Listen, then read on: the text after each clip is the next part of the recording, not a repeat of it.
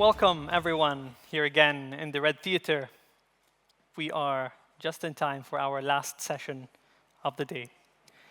Although we have a very exciting panel discussion coming up on reducing sludge, behavioral solutions to streamline government services. Government processes are often burdened by the unnecessary complexity. This could be difficult websites, difficult forms, and seemingly endless bureaucratic procedures. This can both frustrate citizens and also reduce access to public services. This is what we mean by sludge. Our speakers in this panel all have experience with assessing and reducing sludge in government processes, making services simpler and more accessible. To lead this discussion, we have Chiara Varazzani back on stage. Chiara Varazzani is the head of the behavioral science at OECD, and as part of her work, she focuses on how governments are using behavioral science to reduce psychological burdens in public services. We are also very honored to welcome His Excellency Saeed AlMulla to the panel to discuss the topic. His Excellency Saeed AlMulla, who serves as the Executive Director of Customer Experience at the Department of Government Enablement Abu Dhabi, also known as DGE. He has led efforts to align over 60 Abu Dhabi government entities in delivering seamless and accessible public services. And also joining on the panel are Professor Dilip Soman, back on stage, who is a leading expert in behavioral science and its applications to business and public policy. His research focuses on the application of behavioral science to consumer well-being, marketing, and policy. And of course, we have Elizabeth Costa, who is the head of innovation and partnerships at the Behavioral Insights team. And last but not least, we have Victor Dominello, who is the CEO of the Future Government Institute, a global hub for forward-thinking public sector leaders, innovators, and practitioners dedicated to shaping the next era of governance. But of course, last but not least, Professor Cass Sunstein, who is a renowned legal scholar and a former head of the Office of Information and Regulatory Affairs at the White House. Professor Sunstein has led countless desludging efforts and has authored a book on this matter, Sludge: What Stops Us Getting Things Done, and what to do about it. And please join me in welcoming His Excellency and the esteemed panelists.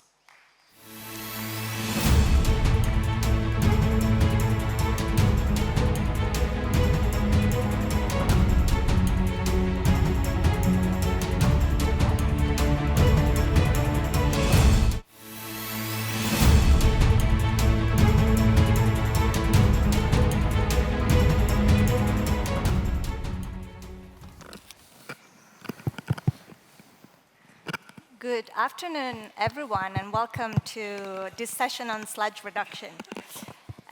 So today we're here to talk about one of the most invisible yet deeply frustrating barriers in government, which is sludge.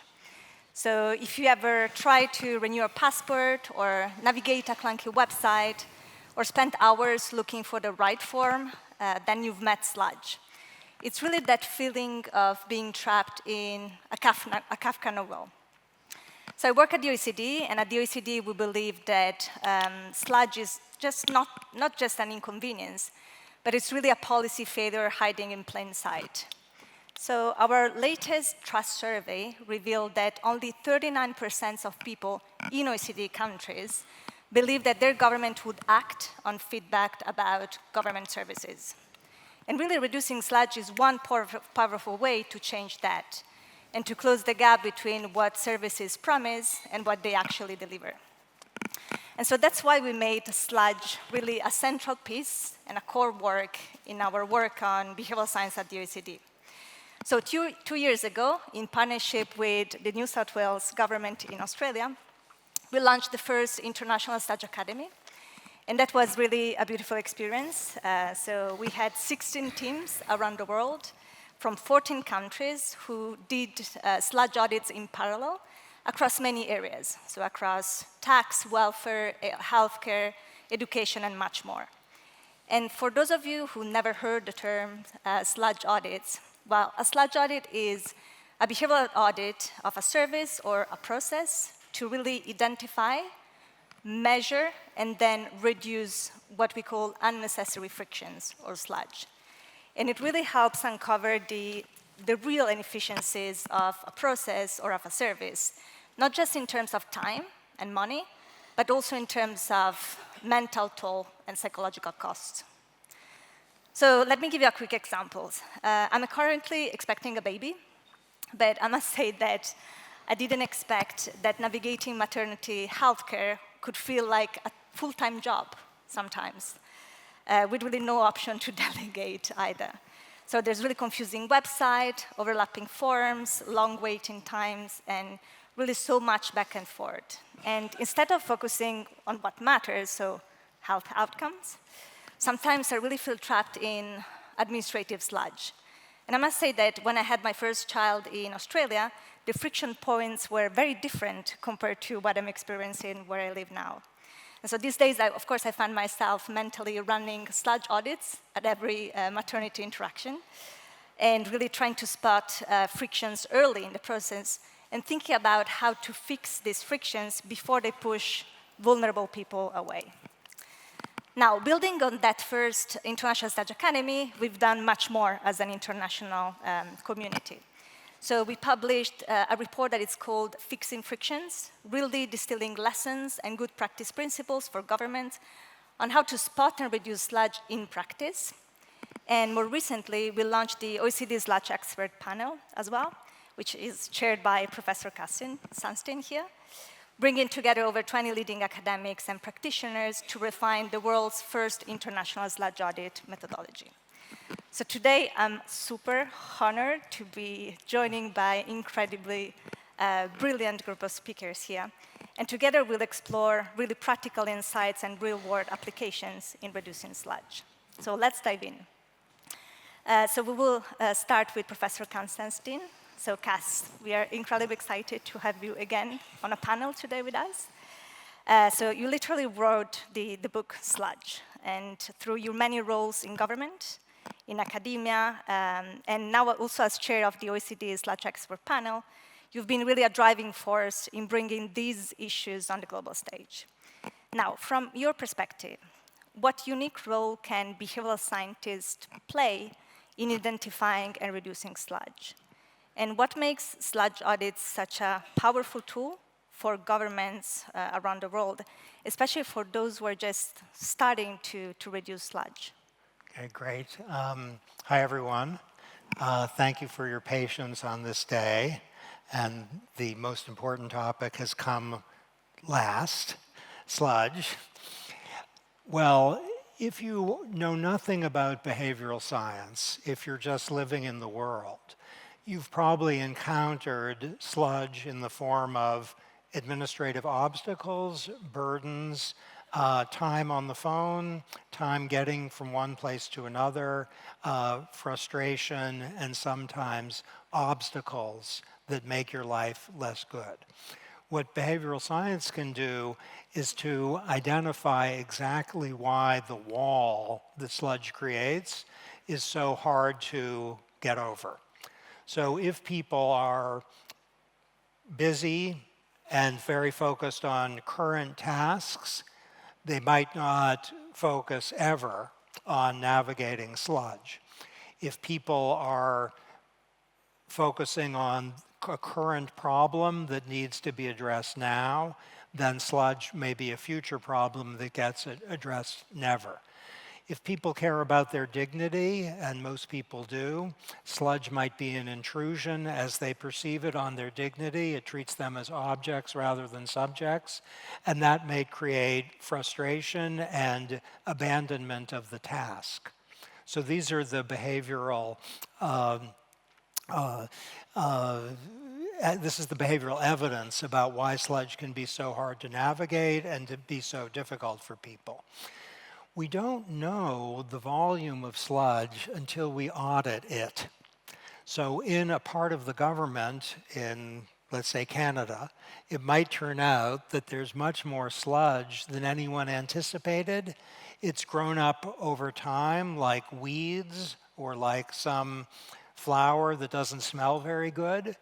And no one ever thought this level of sludge is the right level of sludge. It just developed. And people are often astounded, people in my government, and I know governments all over the world, to see the magnitude of sludge. And then to understand the negative effects the sludge has on people's emotional well-being, their economic opportunity, their education, and everything that matters to them. Once you've done the sludge audit, then behavioral scientists equipped with tools for actually studying what works and what doesn't can think, well, this is harming people and it doesn't really have any purpose. To require them to fill out 10 pages rather than 2 pages is unjustified. To require them maybe to fill out a form at all is unjustified. To require them to go someplace rather than to do it online is not justified. And what we're seeing is extraordinary creativity in reducing sludge, spurred by sludge audits, which identify what's actually happening to people on the ground. Thank you so much, Cass. I think that you highlighted something very important about dignity as well, and the risk of really attaining dignity of people.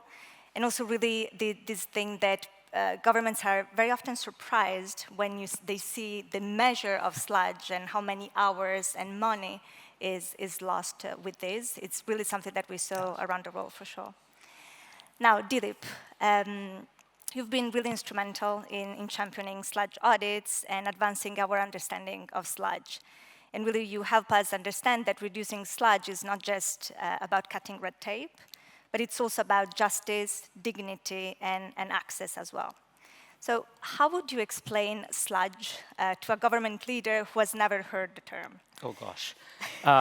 I would ask them to read Cass's book, I guess, would be the first thing. But no, so I think there's 3 ways of doing it. There's data, there's metaphors, which you used a couple already, and there's examples. And so the example I love to give comes from Canada, back in 2014, where the government introduced something called the Canada Learning Bond, which was $2,000 of quote-unquote free money. This comes from the brochure describing the program, to low-income Canadians that had children to educate. And so that was the stated purpose.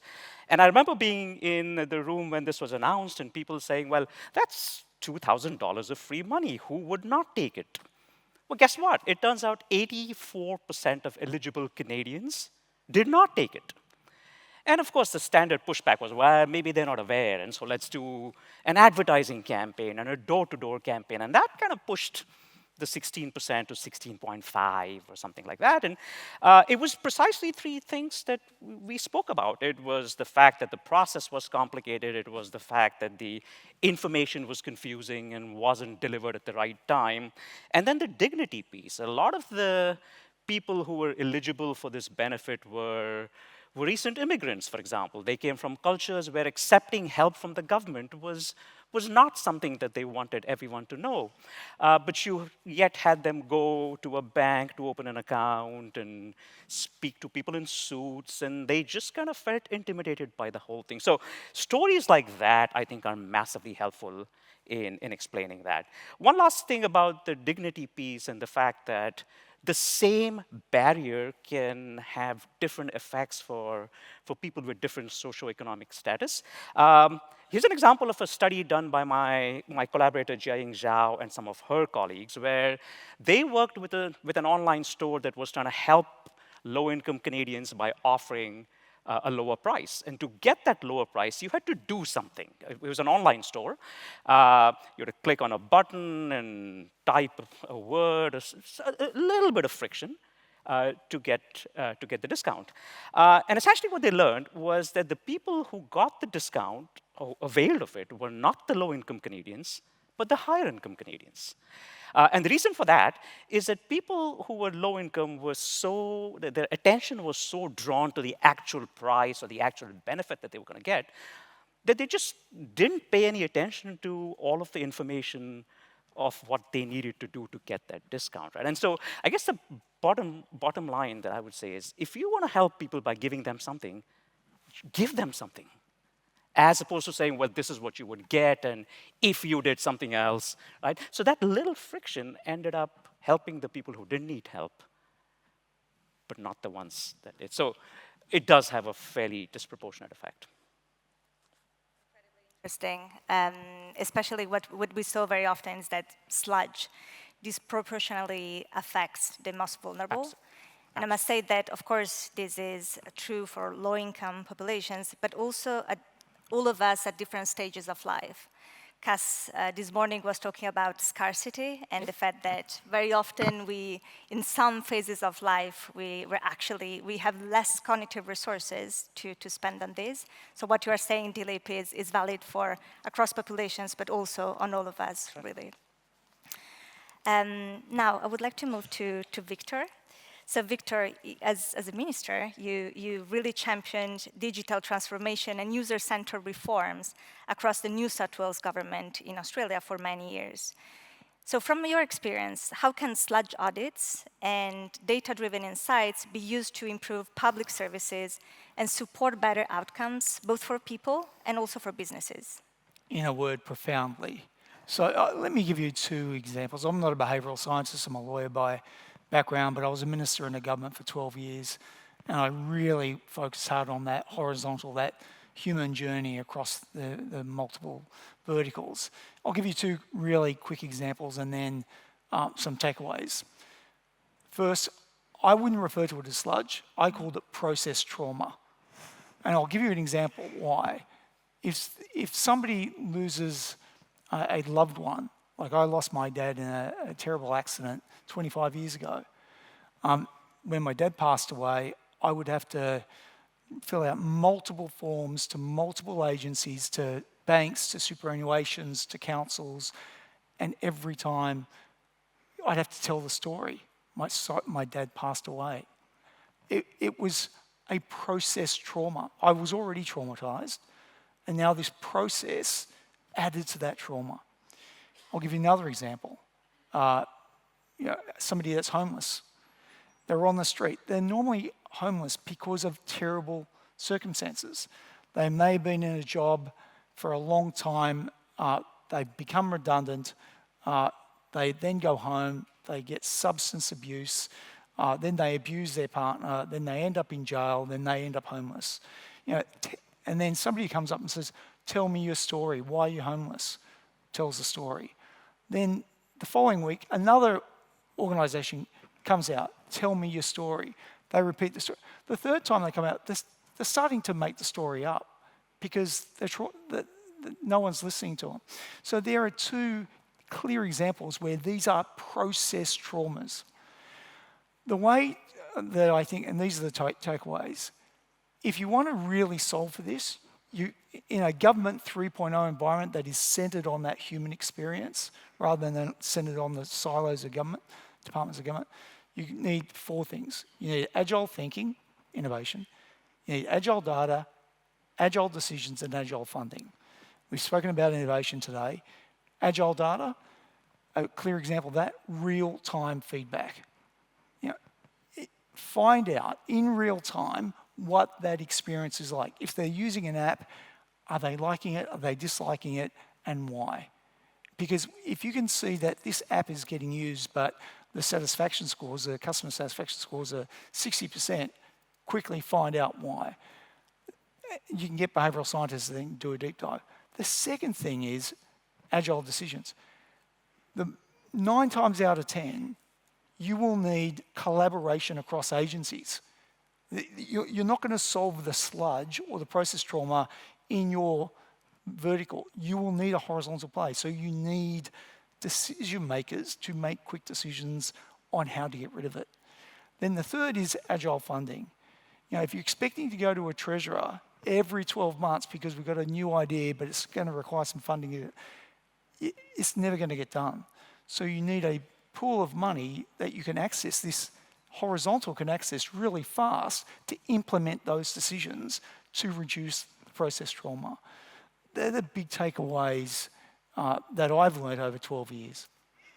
That's really fantastic. And I must say that, people in the New South Wales government are really lucky that you spent years trying to fix A long way to go still. There's a lot of sludge there left, let me tell you. Super interesting as well, the concept of process trauma. I think that it's really something that we can all relate with. And when we do sludge audits, one thing that we give a lot of points on is really telling things only once to government services. Spot on. And so, of course, governments get points if they embed these, and so there's a real agile sharing of data. And often, historically, departments are saying, I cannot change that because there's a piece of legislation. So in order to do that, that's why you need to have that agile decision across the horizontal. Yeah. Super interesting that also dislodging public administration per se. Very often you have people in governments incredibly motivated to make things more agile and better functioning, but there's also quite a lot of internal sludge. Yeah, so that's toxic sludge. So that's a very good point as well. Thank you so much. Now I would like to move to Liz. So Liz, as someone who has worked and still working on really at the frontier of digital governance, I'd love to take your take on one specific thing, which is about AI. So can AI play a meaningful role in sludge reduction? Of course, could it have a positive impact, or do you also see potential risks that could create or exacerbate even more sludge down the line? Absolutely. So overall, I feel really optimistic that there's lots of opportunities for us to use AI on the side of citizens and consumers to reduce sludge. And I want to give you 3 specific examples of how we can do that. The first is diagnosis. So we have great methodologies for sludge audits, but they're currently relatively manual processes and relatively time-consuming processes. And I think there's a lot we can do to use AI to automate those processes, speed them up, let us do them at scale, and also mean that we can focus on the sludge that is most burdensome, that is creating the most detriment for citizens and consumers. So as a diagnostic tool, but also a tool to focus our attention. The second thing is using AI to really simplify, curate, and personalize government information. So at BIT, we ran a really neat experiment last year where we built a government chatbot called chat.gov.uk. And what we were trying to do with this AI chatbot was to test whether using a chatbot interface to help people navigate quite complex government information would help them do it quicker and would also help them get a more accurate sense of what that information was telling them and what they had to do next. So what we did is we tested people looking at a very standard government website that had information about rental disputes or childhood health information. And then we tested the impact of giving people a chatbot to help them navigate the same information. And what we found is that the people who used the chatbot were much more accurate when we asked them questions about the information that they had seen. They also had a higher degree of trust in the information that they had seen by virtue of being able to interact with it in a different way. And 8 in 10 of those people who saw the chatbot thought that government should be doing more to use AI to help them access information in this way.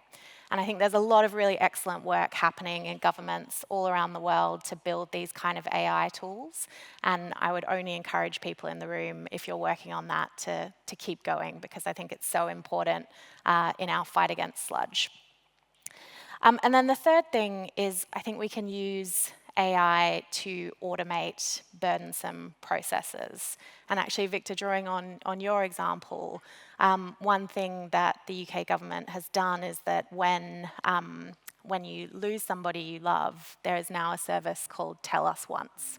And you can go in and you have to fill in one form, and then there's a coordinated coordinated process across all of government. But at the moment, again, that's a relatively manual process. I think it's something where we could use AI to help us speed that up and also apply it to lots of other circumstances. It's the kind and compassionate thing to do, but it's also the efficient thing to do. So I think those are the real opportunities. In terms of the risks, for every positive and good use of technology, there's a nefarious one. So I do think it is possible for bad actors to use AI, to create precision sludge, to think about actually what are the things that most frustrate citizens and consumers in doing the thing that they're trying to do. And I think regulators and governments should keep an eye on that. But I really don't want to overemphasize that, because I think there are so many positive opportunities, and if we can focus on really delivering on those, there's a lot of progress that we can make. So. Great. Thank you so much, Liz, for that. I love the fact that you focus a lot on the positive, which is fantastic, with a lot of potential ideas. Of course, we assume, and at the OECD that's what we do, we assume that sludge is very often not deliberate from governments, right? It's an epiphenomenon. It's due to inertia and plenty of other things. But if that was not the case, with or without AI, of course, things could be manipulated pretty heavily as well. You're right, and I'm thinking about nefarious actors more outside of government rather than inside. I think inside of government, probably the bigger risk is that we're using systems that are black boxes, and therefore, if we don't understand what is happening inside those boxes, there are particularly fringe cases that there might be errors created there. I think the robo-debt example in Australia is a high-profile one where actually, if you don't know what's happening within that AI system or automated system, you can make really catastrophic errors. Absolutely. Thank you so much, Liz. So it's now time to move here to the UAE. So thank you so much to His Excellency Saeed AlMulla for joining us. So Your Excellency, from your leadership in Abu Dhabi, we know that it's very challenging, but also very important to make sludge reduction a long-term priority in government. So could you reflect how governments can institutionalize sludge reduction to really ensure that it becomes a lasting priority? Which approaches have been most effective in securing the buy-in on these across governments? So, Chiara, you hit on a key word, which I want to, stress on, which is institutionalize. The moment we treat reducing sludge or effort as a random ad hoc request, where we see, okay, we have a problem here, let's fix it. We have a problem there, let's fix it. And we don't start prioritizing or institutionalizing through a very systematic process, this is when it gets lost. And here we're solving for us and not solving for the people. And that's why that reducing sludge exists first, not solving for the government, solving for the people first. And so what we did in Abu Dhabi is we created a model which we call the 4Ds, which basically we went through to ensure that we have a systematic process that's institutionalized within the government. The first is direction. The first D is direction. And direction is about leadership buy-in. So we presented the vision to the leadership. And I was asked this question 10 years ago, and I have the same answers as I have 10 years ago. If you're going through a customer experience transformation program, reducing effort, reducing sludge, the first thing you need to have is leadership buy-in and support. The moment you don't have that, my personal advice would be stop right there, rethink what you want to do if you want to go into that area. So the first thing we got was leadership buy-in. We knew it came as a request that we want to transform customer experience in Abu Dhabi. We got the leadership buy-in. We got a policy. All questions were asked. What do we do? As Victor rightly mentioned, you're not going to do it yourself. You're going to collaborate and do it with multiple organizations. In Abu Dhabi, we had around 60 that we had to deal with. And so we created a policy, a customer experience policy, to make sure that everyone understood the role. As a central government, as a center of government, what are we supposed to do and what is our responsibility and what is our promise to you? And as government entities within the system and within the engine, what is your promise to us? And overall, what is the promise to the customer at the end of the day? So we set the direction, we got that policy executed and issued by the center of government, and then the second D was design. And design is here where we created a bespoke design lab, so for everyone to come in and ensure that there is collaboration that happens across multiple entities. Now you could say, we have 60 entities, you probably have 60 buildings that you can actually do this in. So why go and create a neutral one? That was intentional. The reason was to create a neutral. We did not want anyone to feel like, this is my job or your job, or it's on me or it's on you. This is our job collectively. And we have to come in here as neutral. This is not my building, this is not yours. We even went, and details matter, we even went to the level where we have certain entities, such as the security forces, the police attending, we insisted they attend with the national dress and not with their uniform with the ranking on it, because then we don't see each other as rankings, and we want the younger officers to question the higher senior ranked officers through this process, because that is how you really reduce the effort and the sludge within. And then we went development, and here's where a lot of things crack. I'm sure whoever is building a home or building something knows that you design something and you think this is the most perfect design. You want to take it and you want to see it come up. And this is where a lot of things get lost. And for us to ensure that this doesn't happen, what we did is, as we designed the service and we say this is the perfect way that we should present the service, or at least the most suitable way today, the development part, we set very strict standards, and we launched something called the Abu Dhabi CX mark. And what this mark does ensure that, yes, you have developed it as per the standard or the design that you have created, and only now will we allow you to deliver it to the people through our wonderful platform. And then the fourth D is delivery, so that was development, and then the fourth D is delivery. Two things here. I think we were extremely blessed in Abu Dhabi to have a unified single platform to provide government services. Today it has 900 services when we call it TEM. And we were extremely blessed to have that, and so the delivery part wasn't hard. But we know delivery isn't only about technology, and we had to crack the most important part. You could have the most perfect piece of technology, but if you don't have the right people with the right training, then things can get fallen through the system. And what we ensured to do is we launched the Abu Dhabi Effortless Diploma, and this is all about ensuring that delivery is happening the right way. Yes, we love AI and we've experimented with it, and I love what I heard, and we'd love to learn more. But also, and we love that we have the single platform that provides all services. But what about the support? What about if things don't work? Things aren't always perfect. Things don't always work all the time. In that case, what do we do? And this is where we intervened and said we have to create this standard. As you know, some hotels have a standard. Wherever you go in the world, you feel you're treated exactly the same customer service. This is what we're trying to create in Abu Dhabi. Yes, we have 60 different entities. We want you to feel like you're walking in the same one every single time, that you don't feel the difference. Because honestly, as a customer, you shouldn't care where you're walking into. You're dealing with the government of Abu Dhabi, you're not dealing with X, Y, Z. And that's how the standard should be. That's fantastic. Thank you so much. And again, thank you so much for your leadership in New South Wales, Australia, and here in Abu Dhabi. The people here are really lucky to have you. And I think you made really a big difference. And the customers' experience work in Abu Dhabi, it's fantastic. So thank you so much. Now, we're running out of time already. And so it's time to wrap it up. I really want to thank all the speakers for some really brilliant insights.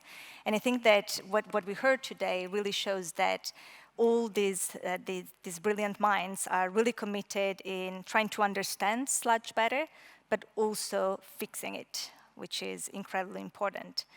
And so at the OECD, we are refining the first international sludge audit methodology, so stay tuned for updates in the future. But I think there's so much more that we could do collectively. So I have a simple ask for everybody. So if you're a policymaker, a practitioner, or just someone passionate about improving government services, please do get involved. You could try a sludge audit on a process or a service of your choice, or you can partner with us on the next Sludge Academy, for example, or you just can join us in making sludge reduction really a core part of government work. So thank you so much all, and I hope you will enjoy the rest of BX. Thank you. Thank you. Thank you to all our brilliant and esteemed panelists. This was our last session of today here in the Red Theatre. I hope you all enjoyed day one of BX, and we are excited to welcome you back to another day of interesting talks and panel discussions here in the Red Theatre tomorrow. Have a wonderful evening. Thank you.